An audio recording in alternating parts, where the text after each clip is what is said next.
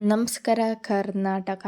ಇದು ಕಾಳು ಹಪ್ಪಳ ಮಾಡುವ ವಿಧಾನ. ನಾವು ಯಾವ್ಯಾವ ಕಾಳು ಹಾಕಿದ್ದೀವಿ ಅಂತ ನಿಮಗೇನಾದರೂ ಗೊತ್ತಾಗಬೇಕು ಅಂದರೆ ಈ ವಿಡಿಯೋ ಕಂಪ್ಲೀಟಾಗಿ ನೋಡಿ. ಮತ್ತು ನೀವೇನಾದರೂ ಈ ಚಾನಲ್ ಫಸ್ಟ್ ಟೈಮ್ ನೋಡ್ತಿದ್ರೆ ದಯವಿಟ್ಟು ಸಬ್ಸ್ಕ್ರೈಬ್ ಮಾಡ್ಕೊಂಡು ನೋಡಿ. ಇಲ್ಲಿ ನಾವು ಉದ್ದಿನಕಾಳು, ಬಿಳಿ ಕಾಳು, ಹೆಸರು ಕಾಳು ಮತ್ತು ಇದು ಜೋಳ ಮತ್ತು ಅಕ್ಕಿ ರೊಟ್ಟಿಗೆ ಅಂತ ತೊಳೆದು ಒಣ ಹಾಕಿದ್ದೀವಿ. ಮತ್ತು ಈ ಕಡೆ ಬಿಳಿ ಕಾಳು ಮತ್ತು ಹೆಸರು ಕಾಳು, ಇದು ಕೂಡ ಸಾಂಬಾರಿಗೆ ಅಂತ ತೊಳೆದು ಹಾಕಿರೋದು. ಈ ಹೆಸರು ಕಾಳು, ಉದ್ದಿನಕಾಳು, ಹುರುಳಿಕಾಳು ಇವನ್ನೆಲ್ಲ ನೈಟ್ ಫುಲ್ ನೀರಲ್ಲಿ ನೆನೆಹಾಕಿರ್ತೀವಿ. ಮರುದಿನ ಬೆಳಗ್ಗೆ ಬರೀ ಬಿಳಿ ಕಾಳು, ಹೆಸರು ಕಾಳು, ಉದ್ದಿನಕಾಳನ್ನ ಮಾತ್ರ ಒಣ ಹಾಕ್ತೀವಿ. ಈ ಹುರುಳಿಕಾಳನ್ನ ನೀರಿಂದ ತೆಗೆದು ಒಂದು ಬಟ್ಟೆಗೆ ಹಾಕಿ ಬಿಗಿಯಾಗಿ ಕಟ್ಟಿ ಅದ್ರ ಮೇಲೆ ಭಾರವಾಗಿರೋ ವಸ್ತುವನ್ನು ಇಟ್ಟು ಹಾಗೆ ಬಿಟ್ಟಿರ್ತೀವಿ. ಮತ್ತೆ ಒಂದಿನ night one day one night ಈ ಒಂದು ಬಟ್ಟೆ ಕಟ್ಟಿ ಹಾಗೆ ಬಿಟ್ಟಿರ್ತೀವಿ. ಇದು ಇನ್ನೂ ಒಂದಿನ ಬಿಟ್ಟು ಮರುದಿನ ಓಪನ್ ಮಾಡ್ತಿದ್ದೀವಿ ಹುರುಳಿಕಾಳನ್ನ. ಹುರುಳಿಕಾಳು ಈ ಥರ ಚೆನ್ನಾಗಿ ಮೊಳಕೆ ಬರಬೇಕು ಅಂತ ಆ ಥರ ಕಟ್ಟಿ ಎತ್ತಿಟ್ಟಿರ್ತೀವಿ. ನೋಡಿ ಎಷ್ಟು ಚೆನ್ನಾಗಿ ಹುರುಳಿಕಾಳು ಮೊಳಕೆ ಬಂದಿದೆ. ಈ 4 ಕಾಳನ್ನ ನಾವಿಲ್ಲಿ ಹಪ್ಪಳಕ್ಕೆ ಅಂತ ಬಳಸ್ತಿರೋದು. ಈ 4 ಕಾಳು ನೀರಿನ ಅಂಶ ಎಲ್ಲ ಹೋಗಿ ಚೆನ್ನಾಗಿ ಒಣಗಬೇಕು. ಎಷ್ಟು ಚೆನ್ನಾಗಿ ಅಂದರೆ ನೀರಿನ ಅಂಶ ಸ್ವಲ್ಪನೂ ಇರಬಾರ್ದು. ಕೈಯಲ್ಲಿ ಇಟ್ಕೊಂಡ್ರೆ ನಮಗೆ ಗೊತ್ತಾಗುತ್ತೆ ಚೆನ್ನಾಗಿ ಒಣಗಿದೆ ಅಂತ. ಮತ್ತು ಈ ಕಡೆ ಕರಿಮೆಣಸನ್ನು ಸಹ ಅಷ್ಟೇ ರಾತ್ರಿ ಇಡೀ ನೀರಲ್ಲಿ ನೆನೆಸಿ ಮರುದಿನ ಬೆಳಗ್ಗೆ ನೀರಿಂದ ತೆಗೆದು ಒಣ ಹಾಕಿದ್ದೀವಿ. ಇನ್ನು ಈ ಕಾಳನ್ನೆಲ್ಲ ಚೆನ್ನಾಗಿ ಒಣಗಾದ್ಮೇಲೆ ನಾವೇ ಮನೆಯಲ್ಲಿ ಬೇಳೆ ಮಾಡ್ತೀವಿ. ಅಂದರೆ ಹಳೆ ಕಾಲದ್ದು ಹಿಟ್ಟು ರುಬ್ಬೋ ಕಲ್ಲಿದೆ ನಮ್ಮಲ್ಲಿ. ಆ ಕಲ್ಲಲ್ಲಿ ನಾವು ಕಾಳುಗಳನ್ನೆಲ್ಲ 4 ಕಾಳನ್ನು ಒಣಗಾದ್ಮೇಲೆ ಬೇಳೆ ಮಾಡಿ ಅದರಲ್ಲಿ ಬರೋ ಸಿಪ್ಪೆನೆಲ್ಲ ತೆಗೆದು ಸಪ್ರೇಟ್ ಮಾಡ್ತೀವಿ. ಮತ್ತು ಅದಕ್ಕೆ ಮೆಣಸು ಕೂಡ ಸೇರಿಸಿದ್ದೀವಿ. ಆಮೇಲೆ ಅರ್ಧ kg ಜೀರಿಗೆನೂ ಕೂಡ ಸೇರಿಸ್ತಿದ್ದೀವಿ ಇಲ್ಲಿ. ಅದನ್ನ ಜೀರಿಗೆಲೂ ಸ್ವಲ್ಪ ಧೂಳಿದ್ರೆ ಹೋಗಲಿ ಅಂತ ಅದನ್ನೂ ಕೂಡ ಒಣಿತಾ ಇದ್ದೀವಿ ಇಲ್ಲಿ. ನೋಡ್ಬೋದು ನಾವು ಮರಕ್ಕೆ ಹಾಕ್ಕೊಂಡು ಒಣೆಯೋದು, ಅದರಲ್ಲೇ ಒಣಿತಿದ್ದೀವಿ. ಮತ್ತು ಇಲ್ಲಿ ಜೀರಿಗೆ ಹಾಕಾದ್ಮೇಲೆ ಮೆಣಸು ಜೀರಿಗೆ ಹಾಕಿದ್ಮೇಲೆ ಅರ್ಧ kg ರವೆ ಮತ್ತು ಅರ್ಧ kg ಕಡಲೆ ಇದನ್ನು ಕೂಡ ಹಪ್ಳದಕ್ಕೆ ಹಾಕ್ತಿದ್ದೀವಿ. ಅಂದರೆ ಹಪ್ಳ ಮಿಲ್ ಮಾಡಿಕೊಡೋದಕ್ಕೆ ಇದಿಷ್ಟನ್ನು ಹಾಕಿದ್ಮೇಲೆ ಹಿಟ್ಟನ್ನು ಮಿಲ್ಲಿಗೆ ಕೊಟ್ವಿ. ಮತ್ತು ಈ ಕಡೆ ಒಂದು ಅರ್ಧ kg ಬೆಳ್ಳುಳ್ಳಿ ತೊಗೊಂಡಿದ್ದೀವಿ. ಈ ಅರ್ಧ kg ಬೆಳ್ಳುಳ್ಳಿನ ಚೆನ್ನಾಗಿ ಸಿಪ್ಪೆ ಎಲ್ಲ ತೆಗೆದು ಈ ಥರ ಎಸ್ಲು ಬರೋಂಗೆ ಮಾಡಿಕೊಂಡು, ಮತ್ತು ಒಂದು 4ರಿಂದ 5 ದಪ್ಪನ ಈರುಳ್ಳಿ. ಈ ಈರುಳ್ಳಿ ಮತ್ತು ಬೆಳ್ಳುಳ್ಳಿ ಏನಕ್ಕಪ್ಪ ಇದಕ್ಕೆ ಹಪ್ಪಳಕ್ಕೆ ಅಂದರೆ ಇದೊಂದು ಫ್ಲೇವರ್ ಕೊಡುತ್ತೆ. ಈಗ ಈರುಳ್ಳಿ ಬೆಳ್ಳುಳ್ಳಿ ಇದ್ದರೆ ಈ ಅಡುಗೆ ಹೆಂಗೆ ರುಚಿಯಾಗುತ್ತೋ ಇದು ಕೂಡ ಅಷ್ಟೇ. ಈರುಳ್ಳಿ ಬೆಳ್ಳುಳ್ಳಿ ಹಾಕಿದ್ರೆ ಒಂಥರ ಟೇಸ್ಟ್ ಇನ್ನೂ ಜಾಸ್ತಿ ಆಗುತ್ತೆ. ಇದಕ್ಕೇ ಸ್ವಲ್ಪ ಮಜ್ಜಿಗೆಯಲ್ಲಿ ನಾವು ಹಿಟ್ಟು ಕಲಿಸೋದು. ಯಾವಾಗ ಹಪ್ಳದ ಹಿಟ್ಟು ಕಲಿಸಿದ್ರೂ ಮಜ್ಜಿಗೆಯಲ್ಲಿ ಕಳಿಸ್ತೀವಿ. ಅಂದರೆ ಹುಳಿ ಇರುತ್ತೆ ಅಲ್ವಾ ಮಜ್ಜಿಗೆಯಲ್ಲಿ, ಅದು ಕೂಡ ಚೆನ್ನಾಗಿರುತ್ತೆ ಫ್ಲೇವರಾಗಿ ಅಂತೇಳಿ.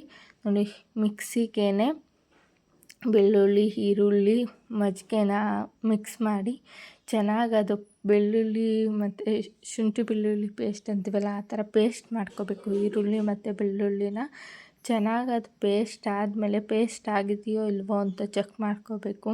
ಅಂದರೆ ಎಲ್ಲ ರುಬ್ಬಿದ್ದೀವ ಅಥವಾ ಏನಾದರೂ ಇದ್ದರೆ ಬೇಕಾದರೆ ಮತ್ತೆ ರುಬ್ಕೋಬೋದಲ್ಲ ಅಂತ ಚೆನ್ನಾಗಿ ಚೆಕ್ ಮಾಡಿ ಅದನ್ನ ಒಂದು ಜರಡಿ ಮೂಲಕ ಸೋಸ್ಕೋಬೇಕು ಇನ್ನೊಂದು ಪಾತ್ರೆಗೆ. ನೋಡಿ ಸೋಸೋಕ್ಕೂ ಮುಂಚೆ ಇದನ್ನೆಲ್ಲ ಮಿಕ್ಸ್ ಮಾಡ್ತೀವಿ. ಫುಲ್ ಏನು ಮಜ್ಜಿಗೆ ತೊಗೊಂಡಿರ್ತೀವೋ ಆದಷ್ಟು ಮಜ್ಜಿಗೆಗೂ ಮಿಕ್ಸ್ ಮಾಡಬೇಕು ಬೆಳ್ಳುಳ್ಳಿ ಮತ್ತು ಈರುಳ್ಳಿದನ್ನ. ಆಮೇಲೆ ಏನು ನಾವು ಹಿಟ್ಟನ್ನ ಮಿಲ್ಲಿಗೆ ಅಂತ ಕಲಿಸಿದ್ವಿ ಅಲ್ಲ ಅದು ಕೂಡ ಬಂತು. ಅದನ್ನು ಕೂಡ ಚೆನ್ನಾಗಿ ಏನಾದ್ರು ಕಡ್ಡಿ ಏನೇ ಬಿದ್ದಿದ್ರೂ ಇಲ್ಲೇ ಬಂದುಬಿಡುತ್ತಲ್ಲ, ಅದಕ್ಕೆ ಚೆನ್ನಾಗಿ ಒಣಾಡಬೇಕು ಹಿಟ್ಟನ್ನು. ಹಪ್ಳದ ಹಿಟ್ಟಿದು ಇದನ್ನು ಕೂಡ ಚೆನ್ನಾಗಿ ಒಣಾಡಿಕೊಂಡು ಏನೇ ಧೂಳಿದ್ರೂ ಹೋಗುತ್ತೆ ಅಂತ ಇಲ್ಲೇ ಚೆನ್ನಾಗಿ ಒಣಾಡ್ತೀವಿ. ಪ್ರೇಷನ್ ಇಟ್ಕೊಂಡು ಆ ಚೀಲದಿಂದ ತಗೊಂಡು ಮತ್ತು ಈ ಕಡೆ ಆಗಲೇ ಈರುಳ್ಳಿ ಮತ್ತು ಬೆಳ್ಳುಳ್ಳಿ ಪೇಸ್ಟ್ ಏನು ಫುಲ್ ಮಜ್ಜಿಗೆಗೆ ನಾವು ಮಿಕ್ಸ್ ಮಾಡಿದ್ವೋ ಅದನ್ನೆಲ್ಲ ಈ ಥರ ಜರಡಿ ಮೂಲಕ ಸೋಸ್ಕೊಳ್ಳಿಲ್ಲ ಅಂದರೆ ಏನಾಗುತ್ತೆ ನೋಡಿ, ಈ ಕಡೆ ತಟ್ಟೆಯಲ್ಲಿದೆಯಲ್ಲ ಅದೆಲ್ಲ ಇದರಲ್ಲಿ ಬಂದಿರೋ ಅಂಥದ್ದು ಬೆಳ್ಳುಳ್ಳಿ ಮತ್ತು ಈರುಳ್ಳಿದು ಇದೆಲ್ಲ ಹಪ್ಳದಿಟ್ಟು ಕಲಿಸ್ಬೇಕಾದ್ರೆ ಅಲ್ಲೂ ಕೂಡ ಬರುತ್ತೆ. ಅದು ಒಂಥರ ತರ್ತರಿ ಇದೆ, ಹಾಗೆ ಹಿಟ್ಟಲ್ಲೂ ಕೂಡ ಮಿಕ್ಸ್ ಆಗಿಬಿಡುತ್ತೆ. ಅದಕ್ಕೆ ಇವಾಗಲೇ ಸೋಸ್ಕೊಂಡ್ಬಿಡ್ಬೇಕು. ನಾನು ಆಗಲೇ ಹೇಳಿದ್ನಲ್ಲ, ನಮ್ಮನೇಲೆ ಒಂದು ಕಲ್ಲಿದೆ ಅದರಲ್ಲೇ ನಾವು ಹೊಡೆಯೋದು ಅಂತ. ನೋಡಿ, ನಾನು ಇಲ್ಲಿ ಕಾಳನ್ನ ಹೊಡಿತಿದ್ದೀನಿ. ನಮ್ಮಲ್ಲಿ ಯಾವಾಗಲೇ ಈ ಥರ ಕಾಳು ಹೊಡ್ಕೋಬೇಕು ಅಂದರೂ ನಾವು ಇದೇ ಕಲ್ಲಲ್ಲಿ ಹೊಡೆಯೋದು. ಮಿಲ್ಲಿಗೆಲ್ಲ ಕಾಳುಗಳನ್ನ ಕೊಡೋದೇ ಇಲ್ಲ, ಎಲ್ಲ ನಾವೇ ಕಾಳನ್ನ ಹೊಡೆದು ಆಮೇಲೆ ಈಗ ಮಿಲ್ಲಿಗೆ ಹಿಟ್ಟು ಮಾಡೋದಕ್ಕೆ ಮಾತ್ರ ಮಿಲ್ಲಿಗೆ ಕೊಡ್ತೀವಿ. ಬೇಳೆ ಮಾಡೋದಾದರೆ ನಾವೇ ಮನೆಯಲ್ಲೇ ಈ ಥರ ಬೇಳೆ ಮಾಡ್ತೀವಿ. ನಾನು ಬರೀ ಕಾಳನ್ನ ಮಾತ್ರ ಬೇಳೆ ಮಾಡಿದೆ, ಮಿಕ್ಕಿರೋ ಹುಳ್ಳಿಕಾಳು, ಹೆಸ್ರು ಕಾಳು, ಬೇಳೆ ಕಾಳು ಇದನ್ನೆಲ್ಲ ನಮ್ಮಮ್ಮ ಮಾಡಿಕೊಂಡ್ರು. ಮತ್ತಿಲ್ಲಿ ಹಿಟ್ಟಿಗೆ ಕಲಸಿರೋ ಹಿಟ್ಟೆಲ್ಲ ಬಂದಿತ್ತು, ಅದನ್ನು ಜಾಸ್ತಿ ಇತ್ತು ಹಿಟ್ಟು. ಅದಕ್ಕೆ ಇಲ್ಲಿ 3 ಬ್ರಷನಿಗೆ ಹಾಕ್ಕೊಂಡಿದ್ದಾರೆ, ಅಂದರೆ ಕಲಸೋದಕ್ಕೆಲ್ಲ ಈಸಿ ಆಗಲಿ.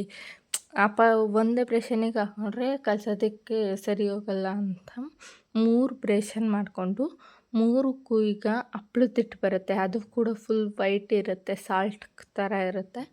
ಅಂದರೆ ಸಾಲ್ಟ್ ಅಲ್ಲ, ಹಪ್ಳದ ಖಾರ ಅಂತಾರೆ ಅದನ್ನು 3 ಬ್ರಷನ್ಗೂ ಸಮ ಪ್ರಮಾಣವಾಗಿ ಹಾಕಿ, ಅದಾದಮೇಲೆ ಇದು ಸೋಡಾ ಅಂತೀವಿ, ಬೇಕಿಂಗ್ ಸೋಡಾ, ಅದನ್ನು ಕೂಡ 3 ಬ್ರಷನ್ಗೂ ಎಲ್ಲದಕ್ಕೂ ಸೇರಲಿ ಅಂಥೇಳಿ ಸಮವಾಗಿ ಹಪ್ಳದ ಸೋಡಾನು ಕೂಡ ಹಾಕಾದ್ಮೇಲೆ ನೋಡಿ, ಈ ಥರ ಮಜ್ಜಿಗೆಯಲ್ಲಿ ಸ್ವಲ್ಪನೇ ಮಿಕ್ಸ್ ಮಾಡ್ಕೊಂಬರ್ಬೇಕು. ನೋಡಿ, ಈ ಥರ ಒಂದೊಂದನ್ನೇ ಸ್ವಲ್ಪ ಒಬ್ಬರು ಮಿಕ್ಸ್ ಮಾಡಿಕೊಟ್ರೆ ಇನ್ನೊಬ್ಬರು ಅದನ್ನ ನಾದಬೇಕು. ಮತ್ತು ಈ ಕಡೆ ಇರೋ ಕಲ್ಲಲ್ಲಿ ಇನ್ನೊಬ್ಬರು ಅದನ್ನು ಕೆಚ್ಚಬೇಕು. ಒಬ್ಬರು ಮಜ್ಜಿಗೆ ಹಾಕಿ ಸ್ವಲ್ಪ ಮಿಕ್ಸ್ ಮಾಡಿಕೊಡ್ತಾರೆ, ಇನ್ನೊಬ್ಬರು ಅದನ್ನ, ಅಂದರೆ ನಾವೇ ನಮ್ಮನೆಯವರೇ ಎಲ್ಲ, ಇನ್ನೊಬ್ಬರು ಅದನ್ನು ಇನ್ನೂ ಚೆನ್ನಾಗಿ ಮಿಕ್ಸ್ ಮಾಡಿ ಮತ್ತೊಬ್ರಿಗೆ ಕೊಡಬೇಕು. ಇನ್ನು ಮತ್ತೊಬ್ಬರು ಅದನ್ನ ಕಲ್ಲಲ್ಲಿ ಕೆಚ್ಚಬೇಕು. ಈ ಕಡೆ ಒಂದು ಕಲ್ಲಿದೆ, ಈಗ ತೋರಿಸ್ತೀನಿ ನಾನು. ನೋಡಿ, ಎಲ್ಲ ಕಡೆಗೂ ಬೀಳಬೇಕು ಆ ಮಜ್ಜಿಗೆ. ನಾವೇನಿದು ಮಜ್ಜಿಗೆಗೆ ನೀರು ಬಳಸಿಲ್ಲ, ಬರೀ ಮಜ್ಜಿಗೆನೇ ಕಲಸೋದು. ಇದು ತೊಗೊಂಡಿದ್ದೀವಿ ತವೆ, ರೊಟ್ಟಿ ಎತ್ತೋ ತವೆ ಮತ್ತು ಚಪಾತಿ ಎತ್ತೋ, ಅಂದರೆ ಕೈಗೆಲ್ಲ ಹಿಟ್ಟು ಅಂಟುತ್ತಲ್ಲ, ಅದ್ರ ಮೂಲಕ ಹಿಂಗೆ ಉಜ್ಕೋಬೋದು ಅಂತೇಳಿ. ಅದು ಹಿಟ್ಟೆಲ್ಲ ಈ ಚಪಾತಿ ಹಿಟ್ಟು ಕಲಿಸ್ತೀವಲ್ಲ ಅದಕ್ಕೂ ಬಿಗಿಯಾಗಿ ಕಲಿಸ್ಬೇಕು. ಎಷ್ಟು ಬಿಗಿಯಾಗಿ ಕಲಿಸೋದಕ್ಕಾಗುತ್ತೋ ಅಷ್ಟು ಬಿಗಿಯಾಗಿ. ನೋಡಿ, ಒಬ್ರು ಈ ಥರ ಒಂದು ಸ್ವಲ್ಪ ಮೇಲೆ ಕಲಿಸ್ಬಿಟ್ಟು ಮತ್ತೊಬ್ರಿಗೆ ಕೊಡಬೇಕು. ಇನ್ನೂ ಸ್ವಲ್ಪ ಹಿಟ್ಟನ್ನ ಇನ್ನೊಂದು ಬ್ರಷನ್ ಮೂಲಕ ಮತ್ತು ಅದನ್ನೆಲ್ಲ ಗಟ್ಟಿಯಾಗಿ ಮಾಡ್ಕೋಬೇಕು. ಚೆನ್ನಾಗಿ ನಾದಬೇಕು. ಚೆನ್ನಾಗಿ ನಾದಿದ್ರೇ ಮರುದಿನ ಬೆಳಗ್ಗೆ ಅದನ್ನ ಚೆನ್ನಾಗಿ ನೋಡಿ, ಕೆಚ್ತಾರೆ. ಈ ಥರ ಟಪ್ ಟಪ್ ಅಂತ ಸೌಂಡ್ ಬರುತ್ತೆ. ಇಲ್ಲಿ ವೀಡಿಯೋದಲ್ಲಿ ನಾನು ಮ್ಯೂಟ್ ಮಾಡಿದೆ ಅನಿಸುತ್ತೆ. ಚೆನ್ನಾಗಿ ಕಲ್ಲಿನ ಮೂಲಕ ಚೆನ್ನಾಗಿ ಕೆಚ್ಚಬೇಕು. ಸ್ವಲ್ಪ ಹರಳೆಣ್ಣೆ ಬರುತ್ತಲ್ಲ, ಅದನ್ನ ಕೂಡ ಹಚ್ತೀವಿ ಕಲ್ಲಿಗೆ. ಹಚ್ಬಿಟ್ಟು ಚೆನ್ನಾಗಿ ಕೆಚ್ಚಿ, ಅದು ಚೆನ್ನಾಗಿ ಕೆಚ್ಚಿ ಇಕ್ಕಿದ್ದೀವಿ. ನೋಡಿ, ಇಲ್ಲಿ ಒಂದು 5 ಉಂಡೆ ಆಗಿತ್ತು, ಅದನ್ನ ಚೆನ್ನಾಗಿ ಕಲಸಿಕ್ಕಿ, ಮತ್ತು ಮೈದಾ ಹಿಟ್ಟು ಅರಿಯೋದಕ್ಕೆ ಬೇಕಲ್ಲ, ಅದನ್ನು ಕೂಡ 3-4 ಬಟ್ಲಿಗೆ ಹಾಕಿ ಬ್ರೇಷನ್ಗೆಲ್ಲ ಸುರಿದಿಕ್ಕಿದ್ವಿ. ಆಮೇಲಿಂದ ಹಪ್ಳ ಬಂದಾಗ ಗಜಿಬಿಜಿ ಆಗುತ್ತೆ ಅಂಥೇಳಿ. ಮತ್ತು ಇದು ಮರುದಿನ ಬೆಳಗ್ಗೆ ವಿಡಿಯೋ. ಅದು ನೈಟ್ ಫುಲ್ ಹಿಟ್ಟು ಕಲಸಿ ಹಾಗೆ ಇಟ್ಟಿರ್ತೀವಿ ಬ್ರೇಷನ್ನಲ್ಲಿ. ಮತ್ತು ಮರುದಿನ ಬೆಳಗ್ಗೆ ಈ ಹಿಟ್ಟನ್ನ ತೆಗಿತೀವಿ. ಮತ್ತು ಮರುದಿನ ಬೆಳಗ್ಗೆ ಈ ಹಿಟ್ಟನ್ನು ತೆಗೆದ್ಮೇಲೆ ಕೆಳಗಡೆ ಒಂದು ಕಲ್ಲಿರುತ್ತೆ, ಮತ್ತು ಮೇಲ್ಗಡೆ ಈ ಥರ ಕೆಚ್ಚೋದಕ್ಕೆ ಅಂತ ಬಳಸೋದು ಈ ಕಲ್ಲನ್ನ. ಚೆನ್ನಾಗಿ ಕೆಚ್ಚಬೇಕು. ಆ ಹಿಟ್ಟೆಲ್ಲ ಒಂದು ಹದ ಬರಬೇಕು. ಅಂದರೆ ನೆನ್ನೆ ಹೆಂಗೆ ಕಲಿಸಿದ್ವೋ ಇವತ್ತು ಅದಕ್ಕಿಂತ ಜಾಸ್ತಿ ಎಫರ್ಟ್ ಹಾಕಿ ಚೆನ್ನಾಗಿ ಪಟ ಪಟ ಅಂತ ಸೌಂಡ್ ಬರ್ತಿರುತ್ತೆ. ಅದು ನಾನು ಇದು ವೀಡಿಯೋ ಮಾಡಬೇಕಾದ್ರೆ ಮ್ಯೂಟ್ ಮಾಡ್ಕೊಂಡು ಮಾಡಿಬಿಟ್ಟಿದ್ದೀನಿ, ಹಂಗಾಗಿ ಬರ್ತಾಯಿಲ್ಲ ಸೌಂಡು. ಬರ್ತಾಯಿದೆಯೋ ಇಲ್ವೋ ನಾನು ಲಾಸ್ಟಲ್ಲಿ ಚೆಕ್ ಮಾಡ್ತೀನಿ, ನೋಡೋಣ. ಮತ್ತು ಇದನ್ನೆಲ್ಲ ಚೆನ್ನಾಗಿ ಕೆಚ್ಚಿಬಿಟ್ಟು ಈ ಥರ ರೋಲ್ ಮಾಡಿಕೊಂಡು ಇಟ್ಕೊತೀವಿ. ಆಮೇಲೆ ಉಂಡೆ ಹಾಕಬೇಕಾದ್ರೆ ಹೆಲ್ಪ್ ಆಗುತ್ತೆ ಅಂಥೇಳಿ. ನೋಡಿ, ಚೆನ್ನಾಗಿ ಮತ್ತು ಆ ಕಡೆ ಈ ಕಡೆ ಎಲ್ಲ ದೊಡ್ಡಕ್ಳು ಅಂತಾರೆ, ಅಂದರೆ ಫುಲ್ ನೈಸ್ ಇರಲ್ಲ. ಮತ್ತು ಅದನ್ನೆಲ್ಲ ತೊಗೊಂಡು ಒಂದ್ಸಲ ಕೆಚ್ಚಿ ಮತ್ತು ಅದನ್ನೆಲ್ಲ ತೊಗೊಂಡು ನೋಡಿ ಈ ಥರ ಕಲ್ಲಲ್ಲಿ ಮತ್ತೆ ಕೆಚ್ಚಬೇಕು. ಆ ಕಲ್ಲನ್ನು ಅಷ್ಟೇ ಚೆನ್ನಾಗಿ ಸೋಪು ಸರ್ಫಲ್ಲೆಲ್ಲ ವಾಶ್ ಮಾಡಿ ಒಂದು ಬಟ್ಟೆ ಎಲ್ಲ ಒರೆಸಿ ಅದಕ್ಕೆ ಹರಳೆಣ್ಣೆ ಹಚ್ಚಿ ಇಟ್ಟಿದ್ದೀವಿ ನೋಡಿ. ಈ ಥರ ಚೆನ್ನಾಗಿ ಕೆಚ್ಚಿ ಅದನ್ನ ನಾದಾದ್ಮೇಲೆ ಈ ಥರ ಉಂಡೆ ಮಾಡಿಬಿಟ್ಟು ಒಂದು ಪ್ಲೇಟ್ ಒಂದು ಪ್ರೇಷನಿಗೆ ಹಾಕ್ತಾರೆ. ಮತ್ತು ಆ ಪ್ರೇಷನಿಂದ ತಗೊಂಡು ನಾವು ಗುಳಿಗೆ ಮಾಡಿಕೊಂಡು ಹಾಕ್ಕೊತಿದ್ದೀವಿ. ಗುಳಿಗೆ ಮಾಡ್ಕೊಂಡು ಇಟ್ಕೊಂಡ್ಮೇಲೆ ಹರಿಯೋದಕ್ಕೆಲ್ಲ ಹೆಲ್ಪ್ ಆಗುತ್ತೆ ಅಂತ. ಮತ್ತು ಈ ಹಪ್ಪಳ ಮಾಡೋ ಮೆಥಡಲ್ಲಿ ಮೇಯ್ನ್ ಪ್ರೊಸೆಸ್ಸೇ ಇದು. ಚೆನ್ನಾಗಿ ಹಿಟ್ಟನ್ನ ನಾದೋದು. ಚೆನ್ನಾಗಿ ಹಿಟ್ಟನ್ನ ಈ ಕಲ್ಲಿನ ಮೂಲಕ ನಾದಿದಾಗ ಅದೊಂದು ಸ್ಮೂತ್ನೆಸ್ ಬರುತ್ತೆ. ಆ ಸ್ಮೂತಾಗಿ ಬಂದಾಗ ಆರಾಮ್ಸೆ ಆಗಿ ಹರಿಬೋದು. ಚೆನ್ನಾಗಿ ಹಿಟ್ಟನ್ನ ನಾದಲಿಲ್ಲ ಅಂದರೆ ಸ್ಮೂತಾಗಿರಲ್ಲ. ಆಮೇಲೆ ಹಪ್ಪಳ ಕೂಡ ಹೊರಟಾಗುತ್ತೆ ನೋಡಿ. ಈ ಥರ ಚೆನ್ನಾಗಿ ಸ್ಮೂತಾಗಿ ನಾದಿದ್ರೆ ಹಪ್ಪಳ ಹೊಲ್ಟಾಗಲ್ಲ, ಸ್ಮೂತಾಗಿ ಚೆನ್ನಾಗಿ ಬರುತ್ತೆ ನೋಡಿ. ಈ ಕಡೆ ಉಂಡೆ ಎಲ್ಲ ಹಾಕ್ಕೊಂಡಿದ್ದೀವಿ. ಮಣಿ ರತ್ತುಂಡಿ ಅಂದರೆ ಅರಿಯೋದಕ್ಕೆ ರತ್ತುಂಡಿ ಅಂತೀವಿ ನಾವು ಇದನ್ನ. ಈ ಥರ ಉಂಡೆ ಮೈದಾ ಹಿಟ್ಟು ಸ್ವಲ್ಪ ಅರ್ದಿಕ್ಕಿದ್ದೀವಿ ಆಲ್ರೆಡಿ. ಇನ್ನೂ ಜಾಸ್ತಿ ಇದೆ ಅರಿಯೋದು.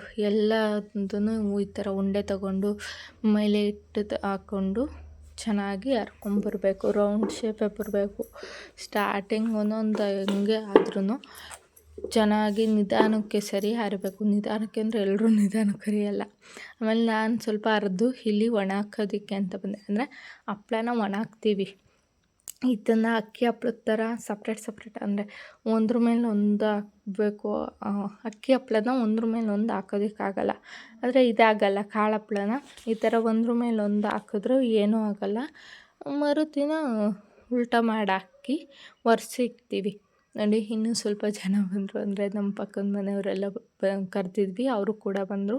ನಾನು ಸ್ವಲ್ಪ ಒಣ ಹಾಕಿದ್ದಾದಮೇಲೆ ಅಲ್ಲೇ ಉಂಡೆ ಹಾಕೋದಕ್ಕೆ ಅಂತ ಕೂತ್ಕೊಂಡೆ ನೋಡಿ. ಈ ಥರ ಚೆನ್ನಾಗಿ ಕಲ್ಲಿನ ಮೂಲಕನೇ ಉಂಡೆನೂ ಕೂಡ ಹಾಕ್ತೀವಿ. ಅಂದರೆ ಚೆನ್ನಾಗಿ ನಾದೋದೆಲ್ಲ ತಪ್ಪುತ್ತೆ ಅಂತ. ಎಲ್ಲ ಹಪ್ಳನೂ ಹರಿದಾದ್ಮೇಲೆ ನೋಡಿ 2 ಸೀರೆ ಹಪ್ಳ ಆಯಿತು. ಇಲ್ಲಿ ಒಣಗಿಸಿದ್ದೀವಿ. ಈ ಹಪ್ಳನ ಮರುದಿನ ಬೆಳಗ್ಗೆ ತೆಗೆದು ಉಲ್ಟಾ ಹಾಕ್ತೀವಿ. ಈಗ ಹಿಂಗಿರೋ ಹಪ್ಳನ ತೆಗೆದು ಉಲ್ಟಾ ಹಾಕ್ತೀವಿ. ಈಗ ಚಪಾತಿ ಉಲ್ಟಾ ಮಡಚ್ತೀವಲ್ಲ ಅದೇ ಥರ ಉಲ್ಟಾ ಹಾಕ್ತೀವಿ.